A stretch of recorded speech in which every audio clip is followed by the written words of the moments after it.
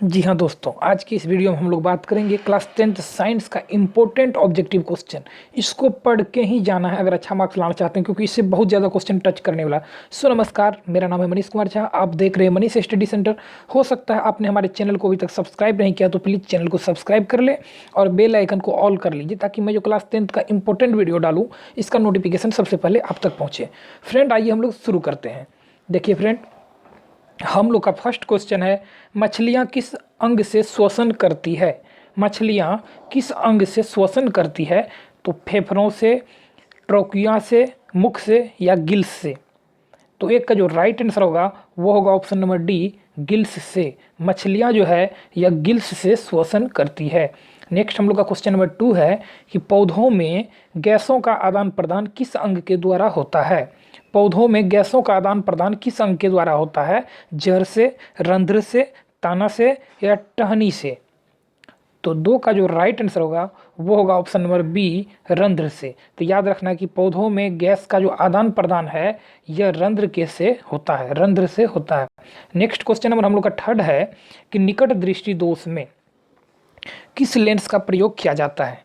Question कहता है कि निकट दृष्टि दोष में किस लेंस का प्रयोग किया जाता है? अवतल लेंस का, उत्तल लेंस का, बेलनाकार लेंस का या समतल लेंस का? तो 3 नंबर का जो राइट आंसर होगा फ्रेंड वो होगा ऑप्शन नंबर ए, अवतल लेंस का।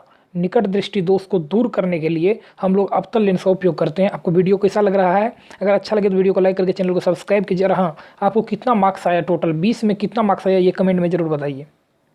नेक्स्ट क्वेश्चन नंबर 4 है कि अस्पष्ट देखने की न्यूनतम दूरी, अस्पष्ट देखने की न्यूनतम दूरी कितनी होती है? 20 सेंटीमीटर, 25 सेंटीमीटर, 10 सेंटीमीटर या 15 सेंटीमीटर? तो 4 नंबर का जो फ्रेंड राइट आंसर होगा वो होगा ऑप्शन नंबर बी, 25 सेंटीमीटर। तो आपको याद रखना है अस्पष्ट दृष्टि की न्यूनतम दूरी 25 सेंटीमीटर होता है। अस्पष्ट दृष्टि की न्यूनतम दूरी 25 सेंटीमीटर होता है। नेक्स्ट क्वेश्चन नंबर 5 है कि सबसे कठोर तत्व कौन सा है? सबसे कठोर तत्व कौन सा है? हीरा, सोना, चांदी या लोहा? तो 5 नंबर का जो राइट आंसर होगा वो होगा ऑप्शन नंबर ए, हीरा। तो आपको याद रखना है कि सबसे कठोर तत्व हीरा होता है। और नेक्स्ट हम लोग का है क्वेश्चन नंबर 6। देखिए 6 में है कि अधातु के ऑक्साइड कैसे होते हैं? अधातु के ऑक्साइड कैसे होते हैं? क्षारीय, अम्लीय, उदासीन या इनमें से कोई नहीं? तो जो फ्रेंड 6 नंबर का राइट आंसर होगा वो होगा ऑप्शन नंबर बी, अम्लीय। तो याद रखना है कि अधातु के ऑक्साइड अम्लीय होते हैं, अधातु के ऑक्साइड अम्लीय होते हैं। नेक्स्ट क्वेश्चन हम लोग का 7th है। देखिए 7th नंबर है कि प्रकाश संश्लेषण द्वारा किसकी प्राप्ति होती है? प्रकाश संश्लेषण के द्वारा किसकी प्राप्ति होती है? वसा की, प्रोटीन की, ग्लूकोज की या प्रकाश का? तो बोलिए फ्रेंड इसका आंसर क्या होगा? तो देखिए फ्रेंड, जैसा कि 7th नंबर का राइट आंसर होगा वो होगा ऑप्शन नंबर सी, ग्लूकोज। तो याद रखना है प्रकाश संश्लेषण के द्वारा किसकी प्राप्ति होती है? तो ग्लूकोज का। प्रकाश संश्लेषण के द्वारा ग्लूकोज का प्राप्ति होता है। नेक्स्ट हम लोग का क्वेश्चन नंबर 8 है कि निम्नलिखित में से सिलिका क्या है? सिलिका क्या है? धातु है, अधातु है, उपधातु है या मिश्र धातु है? तो फ्रेंड 8 नंबर का जो राइट आंसर होगा वो होगा ऑप्शन नंबर सी, उपधातु। तो याद रखना है सिलिका उपधातु है। सिलिका में धातु का भी गुण है और धातु का भी गुण है। जिसमें धातु और अधातु दोनों का गुण हो उसको हम लोग उपधातु कहते हैं। नेक्स्ट हम लोग का फ्रेंड क्वेश्चन नंबर 9 है।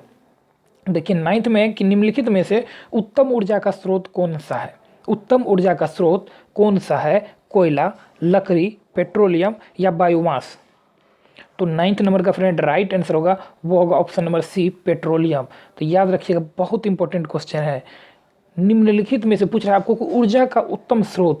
तो याद रखना है कि ऊर्जा का उत्तम स्रोत पेट्रोलियम होगा। ऊर्जा का उत्तम स्रोत पेट्रोलियम होगा। और 10th नंबर क्वेश्चन है, क्वेश्चन नंबर 10 की बैटरी से प्राप्त विद्युत धारा किस प्रकार की होती है?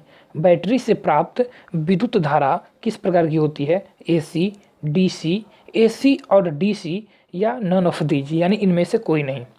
तो फ्रेंड 10 नंबर का जो हम लोग का राइट आंसर होगा वो होगा ऑप्शन नंबर बी, डीसी। तो याद रखिएगा बैटरी से हम लोग को डीसी मिलता है और इलेक्ट्रिक से जो हम लोग जलाते हैं विद्युत से, वहाँ से हम लोग एसी। नेक्स्ट क्वेश्चन नंबर 11 है कि विद्युत चुंबकीय प्रेरणा की खोज किसने किया? विद्युत चुंबकीय प्रेरणा की खोज किसने किया? ऑप्शन ए में है फैराडे, बी में मैक्सवेल, सी में एम्पियर, डी में फ्लेमिंग। तो 11th का जो फ्रेंड राइट आंसर होगा वो होगा ऑप्शन नंबर ए फैराडे। तो याद रखना है कि विद्युत चुंबकीय प्रेरणा की खोज फैराडे ने किया। विद्युत चुंबकीय प्रेरणा की खोज फैराडे ने किया।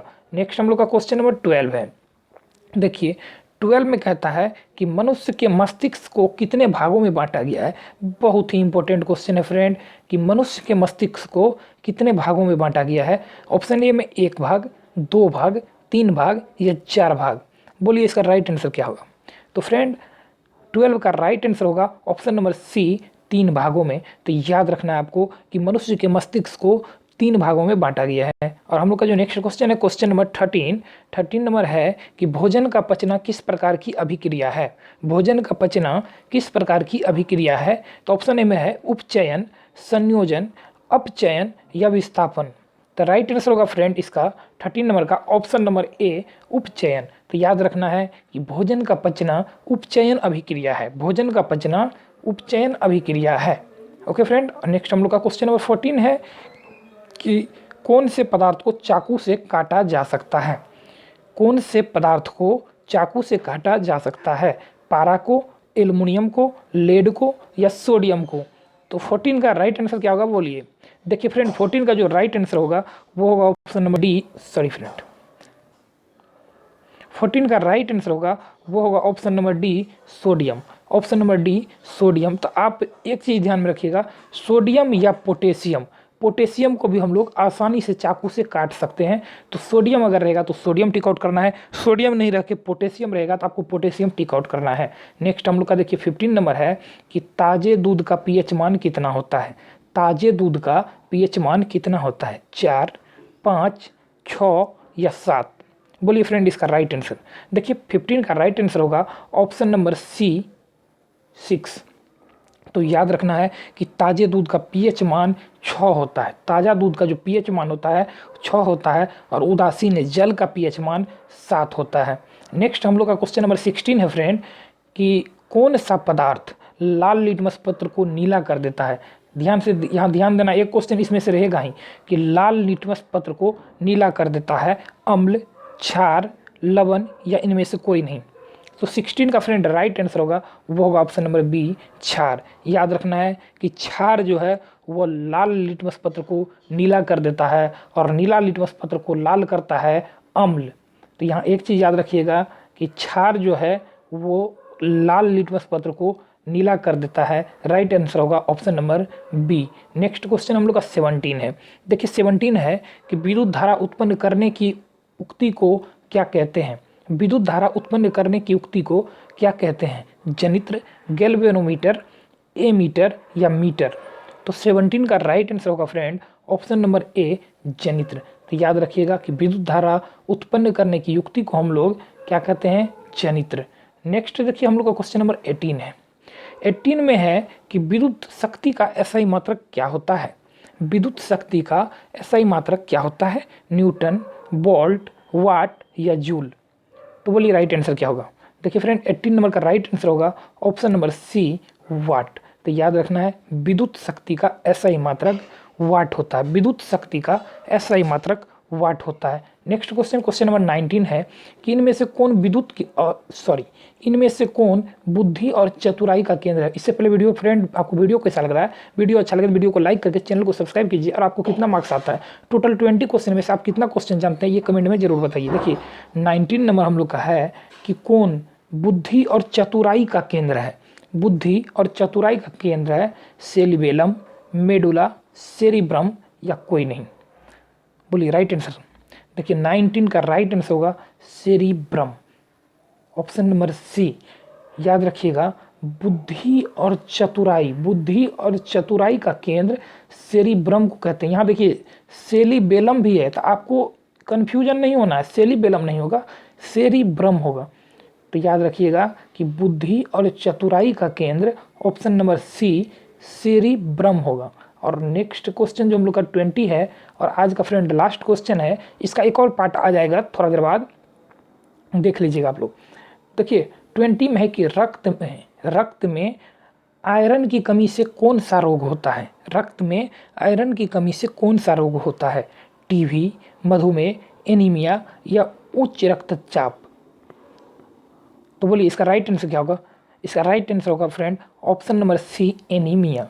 Option number C, anaemia. तो याद रखिएगा कि रक्त में आयरन की कमी से हम लोग को एनीमिया होता है। ओके फ्रेंड, तो हम लोग का इस सीरीज में इतना ही। इसका नेक्स्ट पार्ट बहुत जल्दी आएगा, आप देख लीजिएगा। चैनल को सब्सक्राइब करके बेल आइकन ऑल कर लीजिए ताकि वीडियो का नोटिफिकेशन आप तक पहुंच जाए। अगर अच्छा लगे तो वीडियो को लाइक करके चैनल को सब्सक्राइब कीजिए। और आप कितना जानते थे टोटल 20 में से, ये मार्क्स जरूर बताइएगा। तो फ्रेंड अभी इतना ही, बाकी नेक्स्ट वीडियो में। Thank you friend.